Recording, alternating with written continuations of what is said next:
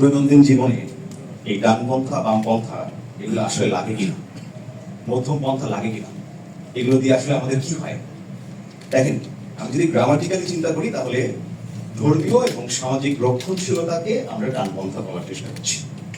এখন 5 আগস্টের পরে বেশিরভাগ মানুষই ফ্রেশ একটা থট নিয়ে কাজ করছে।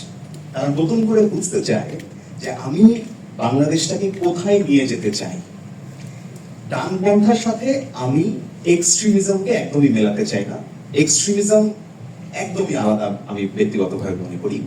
এবং ফুয়াদ ভাই যেমনটা বলছিলেন যে ফৌজদারি অপরাধ এবং একটা মানুষের রক্ষণশীলতা দুটোকে আসলে আমি মিলিয়ে ফেলতে পারবো না, গুলিয়ে ফেলতে পারবো না। আমাদের বাংলাদেশের এই মুহূর্তে তরুণ সমাজের মধ্যে অন্তত একটা বড় চিন্তার জায়গা হচ্ছে যে আমি যখন দেখি যে আমার একজন মুসলিম ভাই সে ইন্ডিয়াতে হিন্দুদের মাধ্যমে নির্যাতিত হচ্ছে, তখন আমি আমার চিন্তার জায়গা থেকে আমি রিয়াক্ট করি। হয় আমি ফেসবুকে লিখি, অথবা আরেক ধরনের মানুষ বাংলাদেশে রয়েছেন যারা এটাকে পুঁজি করে হয়তো কোনো একটা অস্থিরতা তৈরি করার চেষ্টা করে। এবং যখন দেখি যে এই যে অস্থিরতা করছেন সেটা আবার বিচার হয় না, সেটা আবার আইন শৃঙ্খলা রক্ষাকারী বাহিনী ধরতে পারেন না, তখন আসলে এই জায়গাটায় আমাদের একটা লাইন টানতে হবে।